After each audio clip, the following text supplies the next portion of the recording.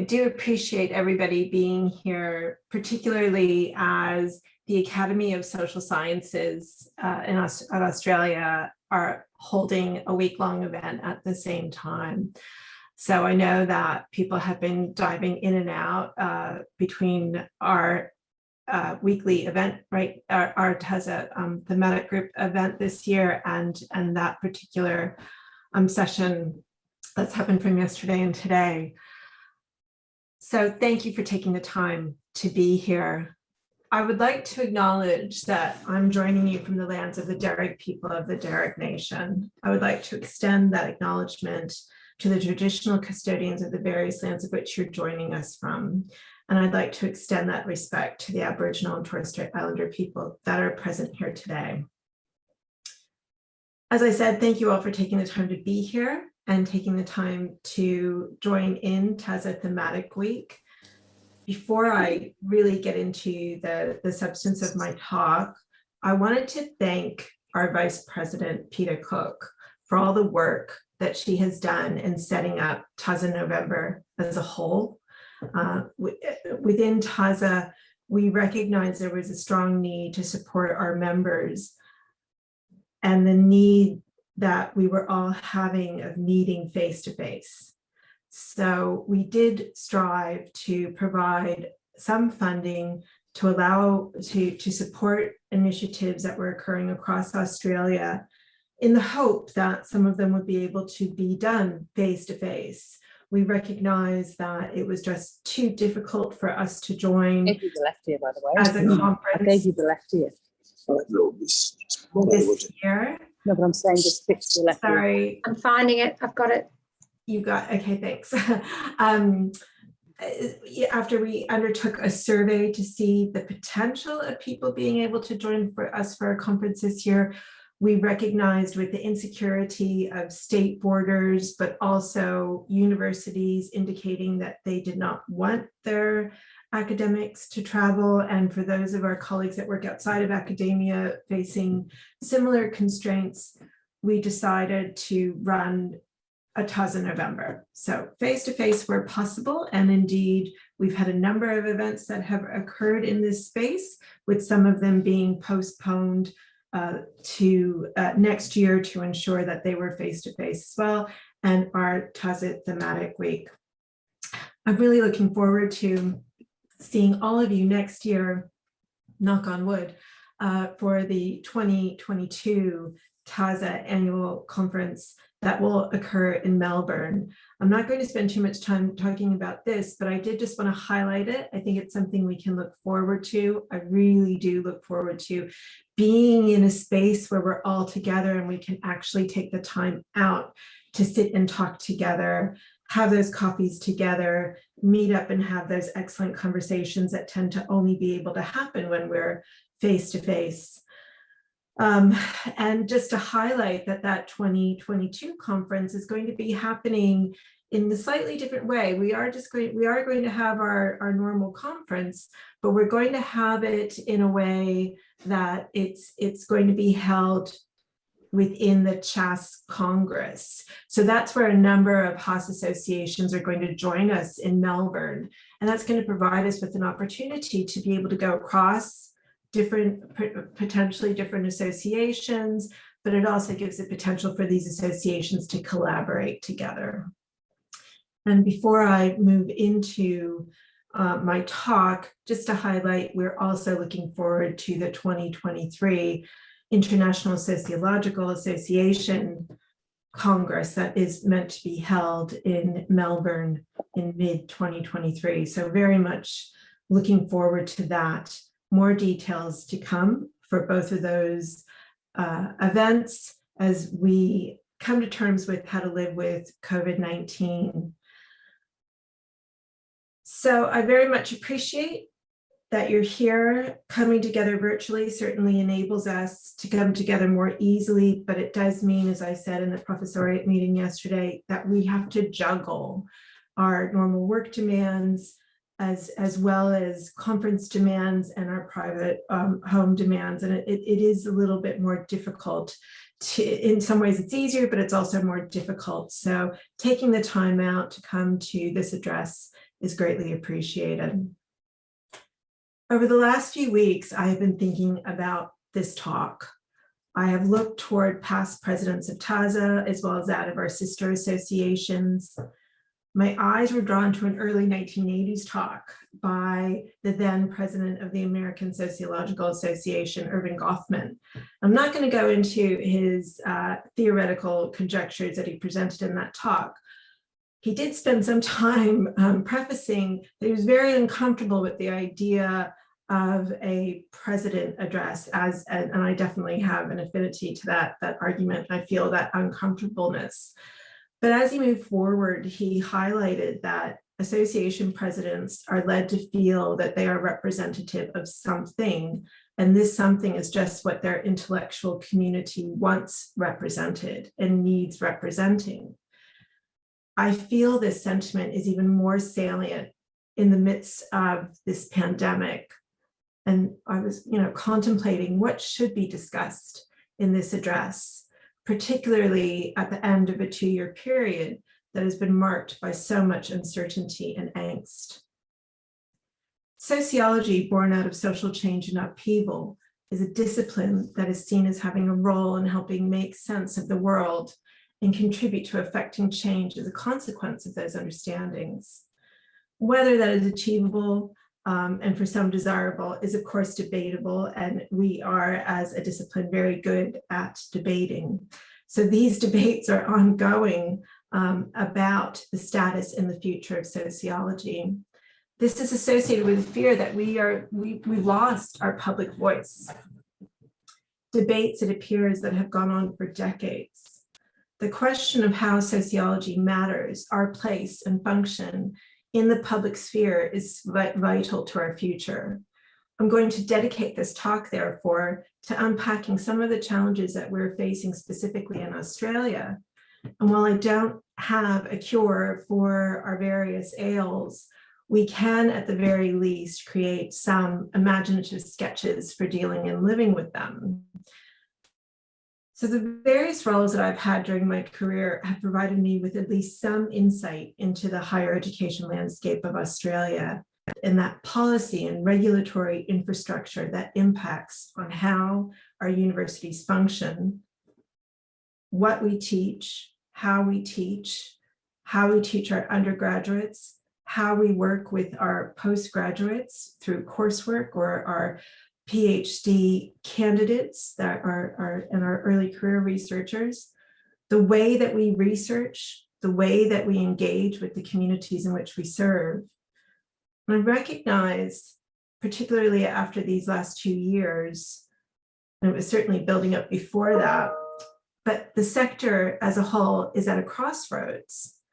Universities have to clearly articulate a counter narrative to that one-dimensional utilitarian definition of its function or role in society that has been imposed on it by the current federal government.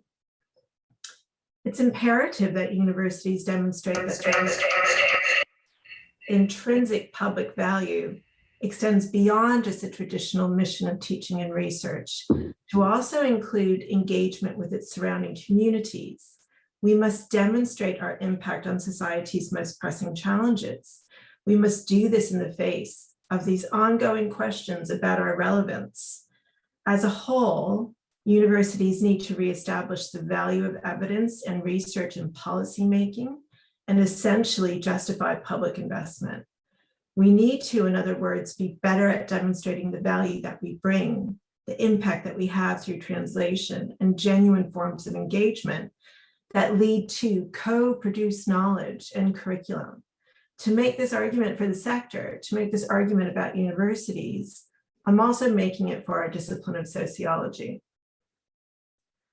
On the global stage, we're witnessing the undermining of sociology and more broadly, the humanities, arts, and social sciences.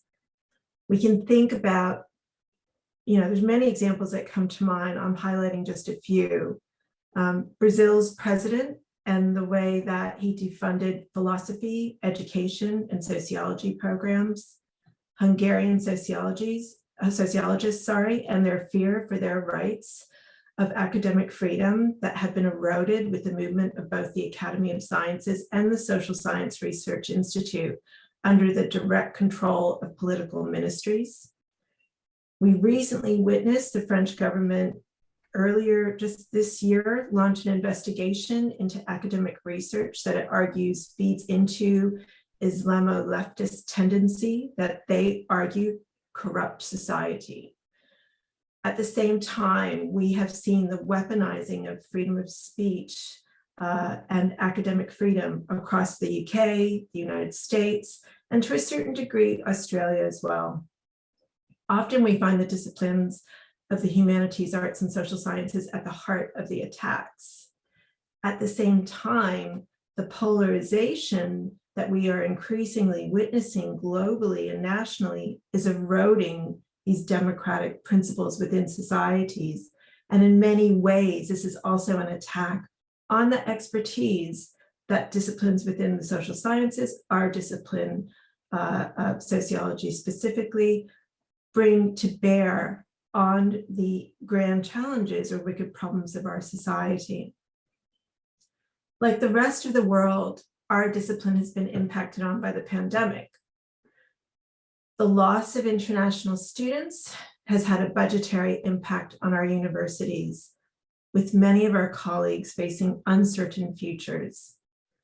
I'm sure we can all think of instances where we have seen this at play, where the narrative developed by the federal government has been picked up and used against us, used against our discipline and used against other disciplines within that HAS umbrella. This morning, as I was getting ready for my day, I'm listening to Radio National Breakfast, and that comes on Brian Schmidt, the Vice Chancellor of ANU. And although he wasn't speaking about HAS or sociology specifically, he was speaking about, if anybody was listening to him, the needs of the universities to take on some of these challenges that I've been highlighting, and that we needed to have a better relationship with society at large and the government in particular, highlighting how fraught it is. His interview was, as I said, not about our discipline specifically, but he was pointing to the challenges that I'm outlining here are going to be ongoing, at least for the next couple of years. As the financial difficulties that the pandemic has brought to us will just continue to be rolled out over those years, even with them returning at the end of this year in terms of international students. While we battled through our mandated lockdowns, experienced in different ways depending on where we live and what we do, I know so many of my colleagues, both within and outside academia, have really struggled through these lockdowns. Those working outside have struggled with the difficulties that particularly community organizations have been facing. Those working within have had to struggle with the potential of research that is stalled, the inability to travel, those that are teaching, and many of us are doing both, struggled with the high demands of what it meant to quickly move to an online learning space and the physical and mental and emotional demands that took from all of us.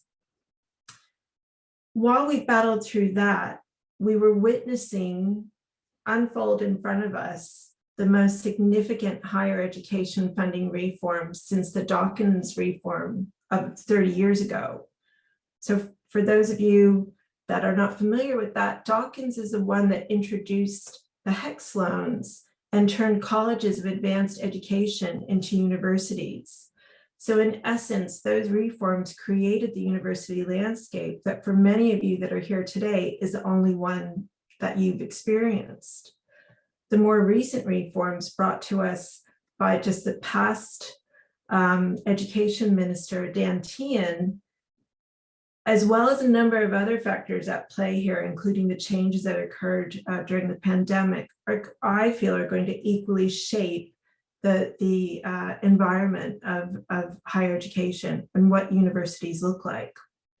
I'm just going to speak a little bit to those reforms, because whether you sit within or outside of academia, they impact on all of us, because they impact on the way that our curriculum is developed. That means that future shaping of our future sociology colleagues, and they certainly impact on the way that we research, or the ability of us to research with this reframing of funding.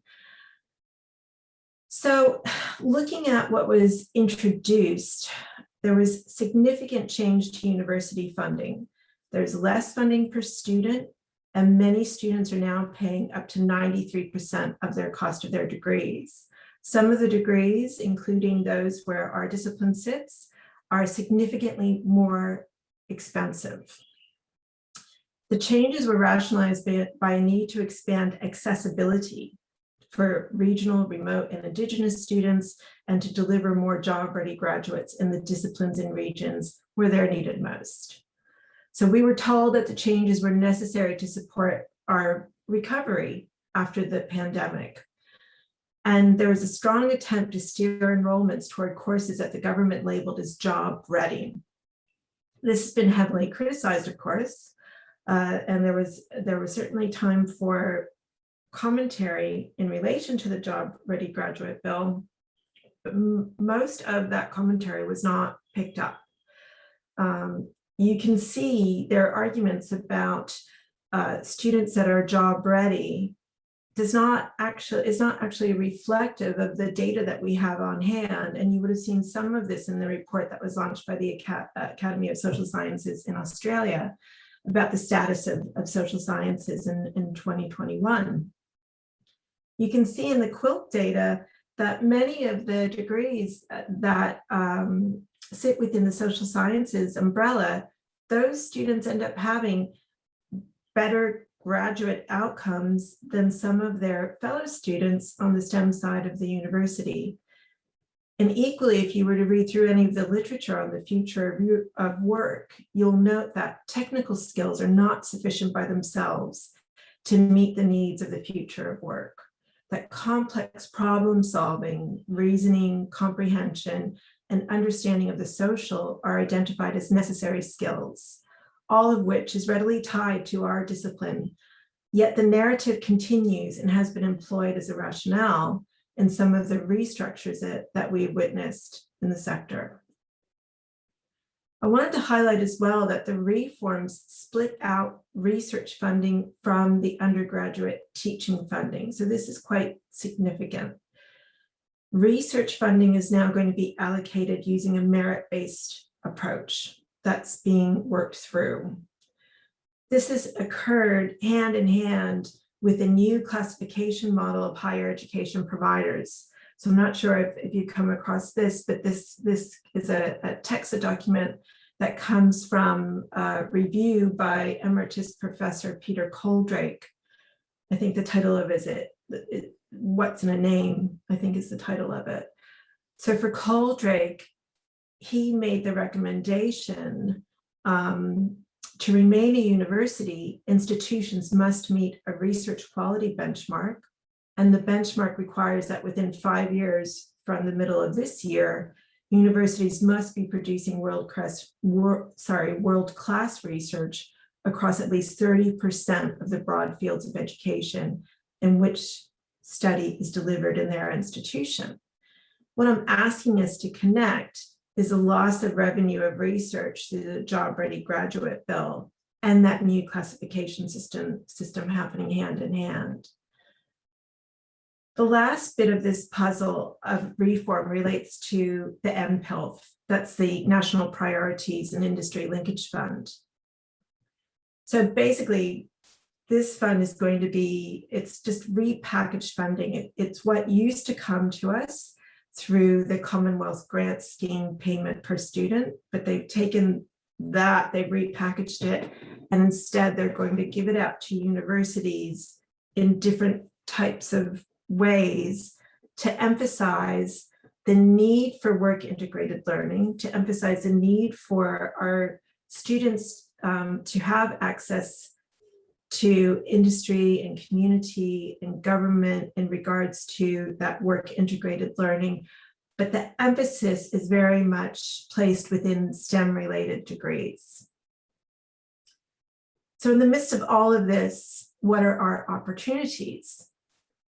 Although the Job Ready Graduate Bill and MPIL presents us with challenges, in certain ways they also provide us with opportunities. The opportunity, indeed the push, to work across disciplines in curriculum development, research and engagement work. It demands of us through the MPIL engagement with the industry, government, and community organizations to ensure an expansion of will for our students, for sociology students. Although many of us are already doing it, I believe these reforms are going to not only mandate them, but push universities to create an infrastructure or to create these types of levers where the type of work that's needed to do this work, the type of time is needed to do this type of work is going to be increasingly recognized. So I think there are some opportunities that are opening up for us as a discipline to shape what our curriculum looks like, to shape what our research looks like, and to shape how we engage. The ASSA report on the status of social science points to this as the need to accelerate the impact of our discipline. We must make concerted efforts to connect with other disciplines in teaching and learning and research and engagement. To tackle the wicked problems or grand challenges of our time, we must increasingly engage with the key decision makers on major social challenges. We must do this in an inclusive and more connected way, where those that have been historically marginalized and underrepresented are recognized and supported, and that infrastructures and programs that are needed to do this are actioned. We must be better at telling our stories, the story of why sociology matters, what its use is. Collectively, we do stand for critical thought, as well as an open and transparent presentation of research findings. Under these conditions, teaching, research, and engagement and service in sociology have become crucial in equipping students, communities, and the general public with critical thinking skills to better understand and contribute and positively affect social change. More than ever, the world needs sociology, but it needs sociologies that transcend the confines of the academy, that translates and engages. I would like to end this address with a few initiatives that TASA is currently undertaking that in many ways speaks to what I've discussed today. First, I want to take this opportunity to acknowledge the loss of our friend and our colleague, Gary Boma. In August of this year, Gary passed away unexpectedly. Sorry, I still feel emotional about it. Gary contributed significantly to TASA, and all the work that he did for the discipline of sociology, as well as to the Anglican Church of Australia, which he was a minister of, and to interreligious relations in Australia, saw him being awarded with the Order of Australia as a member in 2013. Many of us knew Gary, and his work went well outside of academia, and he had numerous interventions in public debate in areas such as religious diversity, gender and sexuality, Islamophobia, and the place of religion in schools. He was an impressive public commentator in print, radio, and television. He was a strong advocate of social justice, and that's what I will remember him for. He really wanted to affect change in communities and public policy, as well as being a scholar of sociology who sought to develop research impact. So in light of all of this, TASA is naming its workshop program after Gary. The workshops are presented as advancing research within sociology and to showcase TASA as a base of sociological and interdisciplinary research in the region, engaging with issues of national concern. Second, I'd like to let everybody know, if we go back to the beginning of our talk, I spoke about the 2022 TASA conference. TASA has decided, recognizing the need to bring us all together in 2022 and the difficulties that many of us have faced, that we're going to increase our postgraduate and precarious work bursaries for our 2022 conference. So we're going to increase them both to 10 bursaries each, in the hope that we can support as many of our colleagues as possible, so that we connect in the way that I've highlighted during this talk. I'd also like to highlight one of the projects that I'm doing as president of the association. And I've commenced the Mapping Sociology in Australia project.